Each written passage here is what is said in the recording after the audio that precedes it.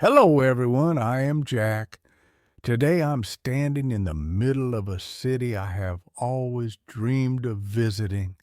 The air is fresh, the streets are busy, and everything around me feels alive.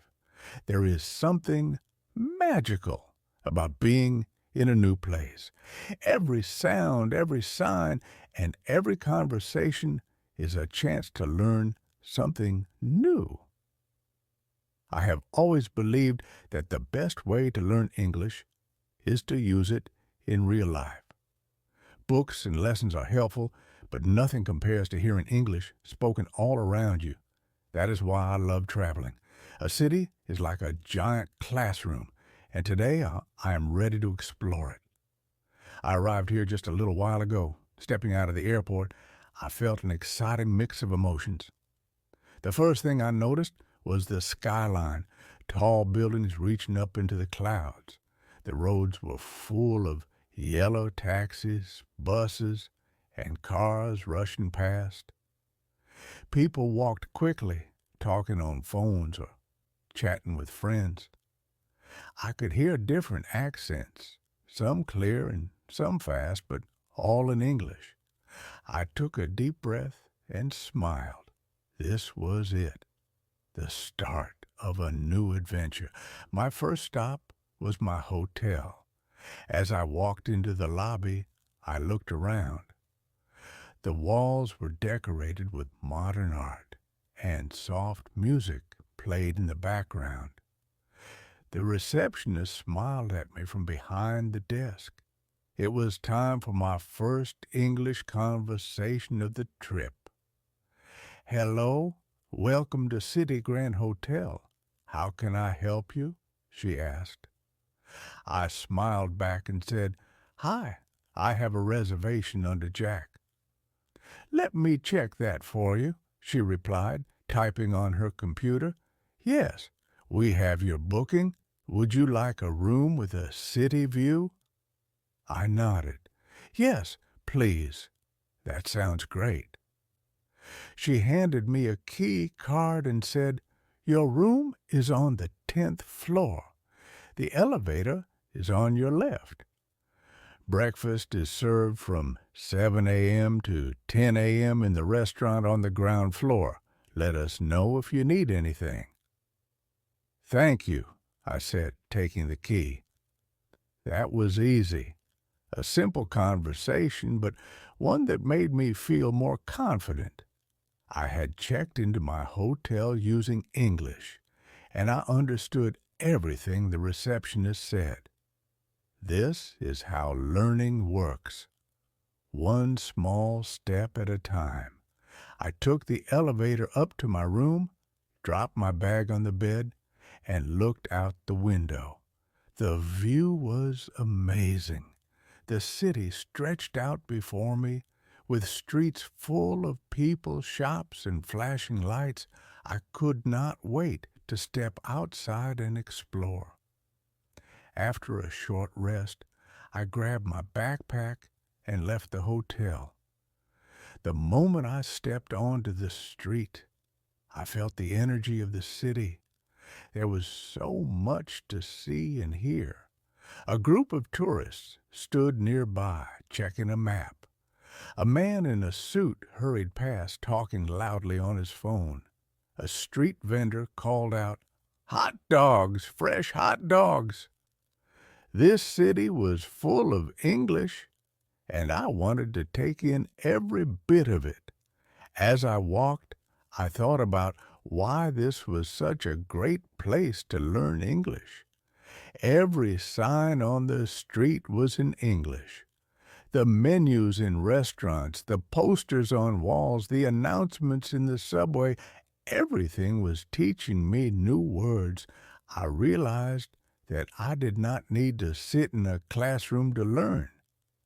The city itself was my teacher.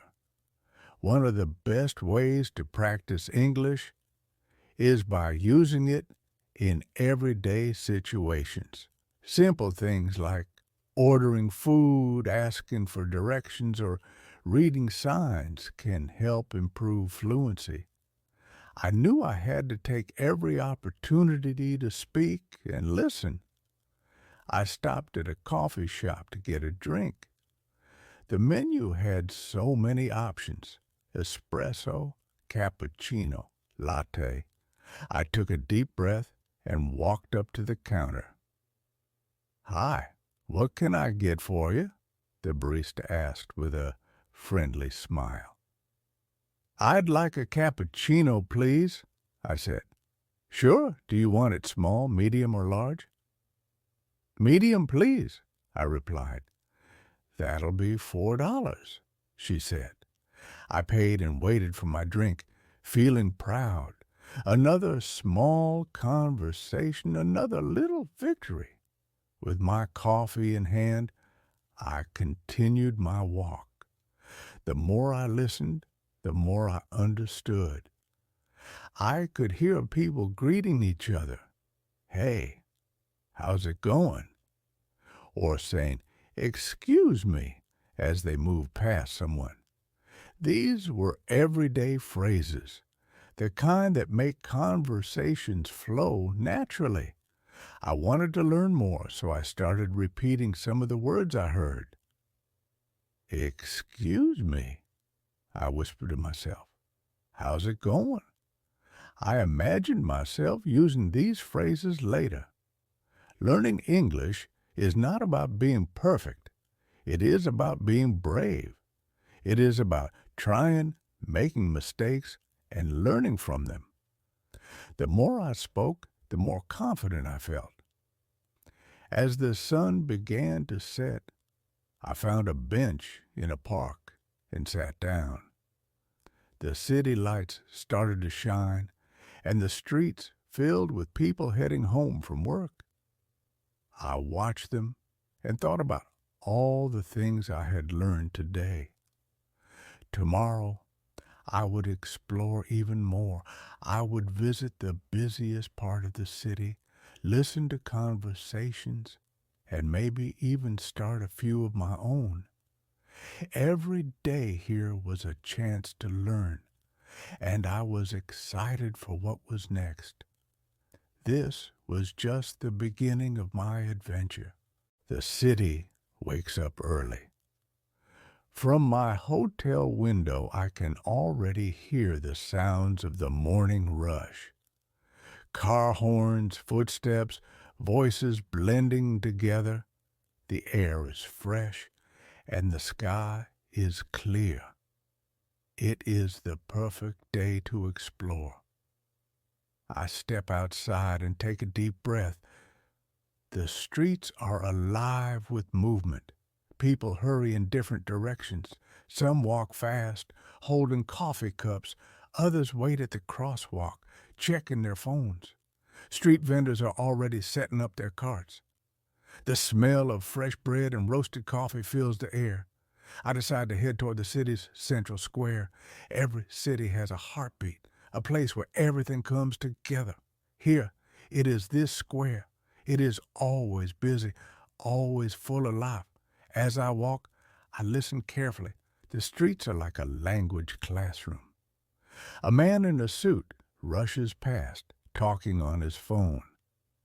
"I'll send the report in an hour," he says.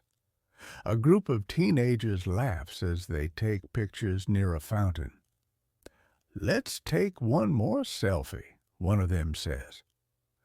A woman pushes a stroller and talks to her baby. "Look at the birds. Aren't they beautiful?" Everywhere I go, I hear English. Some words are clear, some are fast, some I don't understand. But that is okay. This is how learning happens, one word at a time. I reach the market near the square. The market is colorful and full of energy. There are stalls selling fresh fruits, vegetables, flowers, clothes, and souvenirs. People move from one stall to another, looking at items, asking questions. A vendor calls out, "Fresh oranges, sweet and juicy." Another says, "Handmade jewelry, perfect gifts for your loved ones." The voices of sellers mix with the sounds of customers. I decide to buy something small. I stop at a stall selling pastries. The vendor, an elderly man with a kind smile, greets me. "Good morning. What can I get for you?" I look at the pastries. There are so many choices. I want to ask for a recommendation. I take a deep breath and say, "What do you recommend?" The vendor points to a golden flaky pastry. "This one is our best seller. It's filled with sweet cream. You'll love it." I nod. "I'll take one, please." "Would you like it warm?" he asks. "Yes, please," I say. "That'll be $3, he says. I hand him the money and he gives me the pastry. "Enjoy," he says. "Thank you," I reply. I take a bite. It is soft, warm, and delicious. I smile to myself. I just had a full conversation in English. It was simple, but it felt good. As I walked through the market, I listened to more conversations. A tourist asks, "How much is this?" The vendor replies, $15, but I can give you a discount. Another customer says, "Do you accept credit cards?" The vendor shakes his head. "Cash only, sorry." I repeat these phrases in my mind. How much is this? Do you accept credit cards? Can I get a discount? These are useful phrases. If I practice them, I will feel more confident the next time I go shopping. I also notice small things about how people talk. When customers buy something, they always say thank you. The vendors reply with "You're welcome" or "Have a great day." These little words make conversations polite and friendly. In my country, people do not always say thank you for small things. But here, it is important. It shows respect. I make a note to always say please and thank you when I speak in English. The market is a great place to learn. People speak naturally here. They do not slow down or use simple words. This is real English, fast, everyday English. Sometimes I understand, sometimes I don't. But that is okay. I take a seat on a bench near the square. I close my eyes and just listen. The sounds of this city fill my ears. Laughter, conversations, music from a street performer. Every sound is a lesson. Learning English is not just about studying words. It is about listening, watching, and practicing. The more I listen, the more I understand. The more I speak, the more confident I feel. Tomorrow I will explore more. I will find a quiet neighborhood and see how people talk in cafes and small shops. But for today, I feel happy. I feel like I belong here. This city is my classroom, and I am ready to learn. After leaving the busy market, I walk toward a quieter part of the city. The change is instant. The loud voices and fast footsteps disappear. The streets are lined with small houses, trees, and cozy shops. I hear birds singing instead of car horns. A man walks past me with his dog, and a little girl rides her bicycle down the sidewalk. This part of the city feels calm and peaceful. I take my time looking around. Every street sign, every shop window, and every advertisement is in English. I realize this is another great way to learn. Without opening a textbook, I can improve my vocabulary just by reading what's around me.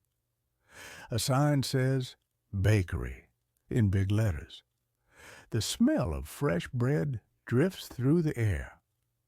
Next to it, I see another sign that says patisserie. That word is not as familiar to me. I stop for a moment and think. In some places, bakery and patisserie mean the same thing, but in others a patisserie sells more delicate pastries. I smile. One more word added to my English knowledge. Further down the street, I see another sign. No loitering. I pause and think about the meaning. Loitering is not a common word for me, but I understand from the picture on the sign it shows a person standing around doing nothing. So no loitering must mean that people should not stand in one place for too long. I continue walking and notice a yellow sign on the road. Pedestrian crossing. That one is easy. I see a small picture of a person walking. I now understand that this is where people can cross the street safely. Outside a small restaurant, I see a board that says, "Special of the day, homemade chicken soup." Another part of the sign reads, "Gluten-free options available." I remember hearing gluten-free before, but I never paid much attention to it. Now I know that it must mean food that does not contain gluten.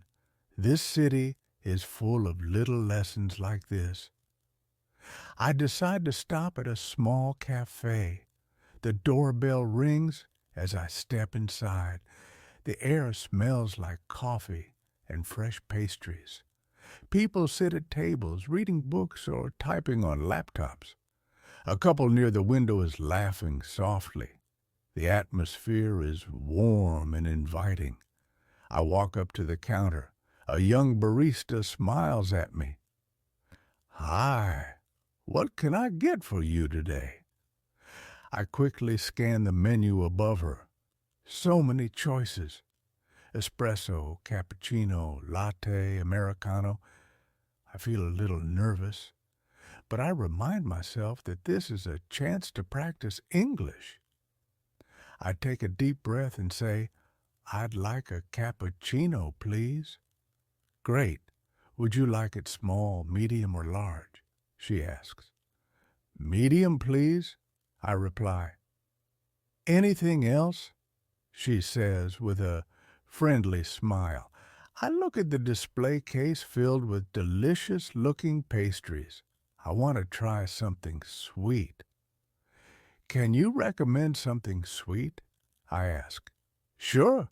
Our chocolate croissants are really popular," she says. "That sounds good. I'll have one, please." I say, "Perfect. That'll be $6. I hand her the money and she gives me my change. "Your order will be ready in a few minutes," she says. I step to the side and wait. I feel happy. This was another simple conversation, but I am getting more confident. A few minutes later, the barista calls my name. "Jack, your cappuccino and croissant are ready." I walk up and take my tray. "Thank you," I say. "You're welcome. Enjoy," she replies. I find a seat by the window. As I take my first sip of cappuccino, I think about how small moments like these help me improve my English. Simple conversations in a cafe, reading street signs, ordering food, these are all part of the learning process. As I sit, I listen to the people around me. Two women at the next table are talking. One of them speaks quickly, and I only catch a few words. So I told her, "You can't just..." And she was like, but I said, "No way." The words blend together. It's too fast for me. I feel a little frustrated. I want to understand everything, but I remind myself that this is normal. English speakers talk fast, and that's okay. I think about ways to deal with fast speech. One trick is to ask people to repeat what they said. I could say, "Could you say that again, please?" Another way is to confirm what I heard by paraphrasing. I could say, "So, you mean?" Another useful strategy is using filler phrases. If someone asks me a question and I need time to think, I can say, "Let me think for a moment," or "That's a good question." This gives me time to process my thoughts. I make a mental note to practice these techniques. Next time I have a conversation, I will try them. I finish my croissant and sip the last of my cappuccino. I feel good about today. I have learned new words, had a nice conversation, and even thought about ways to improve my listening skills. As I leave the cafe, I realize something important. Learning English does not have to be stressful. It can be fun. It can happen in small moments, while reading a menu, talking to a barista, or simply walking down the street. I step back outside ready for my next adventure. The city is my classroom, and I am learning more every day. Today, I decide to visit the city's most famous museum. Every city has a story, and museums are like time machines that take us back to the past. I am excited to learn more about the history, art, and culture of this place. As I walk toward the museum, the streets feel different. This part of the city is quiet and elegant. The buildings have tall columns and large windows. The sidewalks are clean, and a few people are strolling slowly, enjoying the peaceful atmosphere. I reach the museum entrance and stop for a moment to look around. The building is huge, with wide stone steps leading up to massive doors.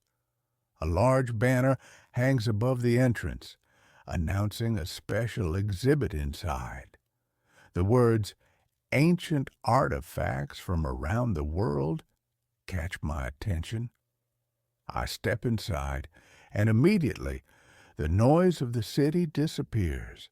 The air is cool, and the atmosphere is calm. People speak in soft voices. The floor is made of polished marble, and my footsteps echo as I walk. There is something special about this place. It feels like stepping into another world. I approach the front desk and buy my ticket. The staff member hands me a map of the museum. I thank her and look around. There are signs directing visitors to different sections. The words exhibits, galleries, and collections appear everywhere. These are good words to remember. I decide to start with the history section. As I walk in, I see a large glass case holding an old, worn-out book. A small sign next to it says, "This manuscript is over 500 years old and has been carefully preserved." I repeat the word "preserved" in my head. It means to keep something safe and in good condition. I move to another display and see pottery and tools from an ancient civilization. A sign next to them reads, "These artifacts were discovered in an archaeological site." I smile. Another new word, artifacts. It means objects from the past that have historical importance. Walking further, I see a painting that takes my breath away. It is a large masterpiece, full of bright colors and deep emotions. A small plaque next to it reads, "This painting represents the struggles of the people during the war." I think about that phrase, represents the struggles of. It is a great way to describe deeper meanings in art. A tour guide is speaking to a small group nearby. I step closer to listen. She explains how the architecture of the museum reflects the influence of classical design. I hear the words reflected and influence. I realize these are useful words to describe art, history, and even ideas. As I continue walking, I come across a beautiful statue made of white marble. It stands tall, its surface smooth and polished. The sign next to it reads, "This sculpture symbolizes peace and unity." I like the word symbolizes. It means something represents a bigger idea. I stop for a moment and think, how would I describe this statue to someone in English? I whisper to myself, this sculpture is made of marble and symbolizes peace. Saying it out loud helps me remember. I walk into a new section with modern art. The paintings here are different, abstract, full of strange shapes and bold colors. Some are difficult to understand, but that is what makes them interesting. I think about how I would describe them. This painting has bright colors and sharp lines. It looks energetic and full of movement. I realize that describing art is a great way to practice English. As I walk toward the exit, I notice a man sitting on a bench, sketching in a notebook. He seems local, so I decide to start a conversation. "Excuse me," I say with a smile. "Your drawing looks amazing." He looks up and smiles back. "Thank you. I love coming here to sketch. This place has so much inspiration." "I agree," I say. "I'm visiting for the first time. This museum is incredible." "It really is," he says. "If you have time, you should check out the library section. They have old books and maps from the city's history." "That sounds interesting," I reply. "I'll definitely go there next." We chat for a few more minutes. He tells me about other museums in the city and recommends a few places to visit. I thank him for the advice and head toward the library section.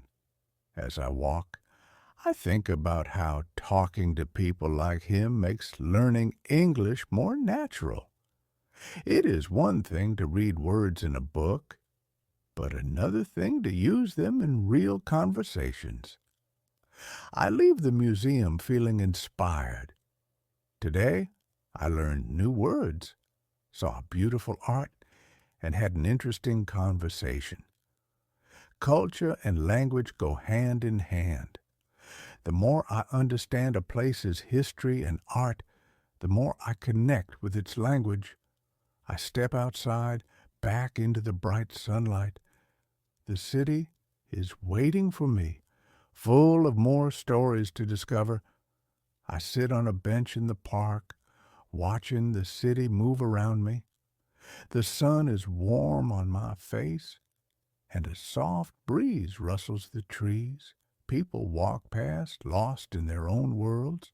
Some are talking on phones, others are laughing with friends. A street musician plays a gentle tune on his guitar. The city is alive, full of sounds, voices, and stories. I take a deep breath and think about my journey. I have explored the busy markets, walked through quiet neighborhoods, and admired art in the museum. Every step of the way, I have learned something new. But more than anything, I have learned how to communicate with confidence. At first, I was nervous. Speaking English with strangers felt difficult. What if I made a mistake? What if I didn't understand something? But I realized that mistakes are part of learning. Every time I asked for directions, ordered food, or chatted with a local, I became a little more confident. I remember my first conversation at the hotel check-in. I was careful with my words, afraid of saying something wrong, but now I can walk into a cafe, order a drink, and even ask for recommendations without hesitation. I no longer translate in my head. I just speak. I have also learned to listen. English is not just about words, it's about rhythm, tone, and expressions. Native speakers talk fast, but if I listen carefully, I can understand more than I think. I hear common phrases like take care or have a good one, and now I know when to use them. I have learned the importance of asking questions. When I didn't understand something on the menu, I asked. When I wanted to learn more about a painting, I asked. People are kind. They are happy to explain. The more questions I ask, the more I learn. Most importantly, I have learned to enjoy the process. Learning English is not just about memorizing words, it's about using them in real life. Every conversation, every sign, every interaction is a lesson. I look around the park and see a group of tourists taking pictures. I smile, remembering how I felt when I first arrived. A part of me wants to go over and help them, maybe ask where they are from. But I decide to just sit for now, enjoying the moment. As I sit, I want to share something with you. If you are learning English, don't be afraid. Don't wait for the perfect moment. Just start. Use English in small ways every day. Here are some things that helped me. Listen actively. When you hear people speaking English, focus on how they say things. Notice the words they use in daily conversations.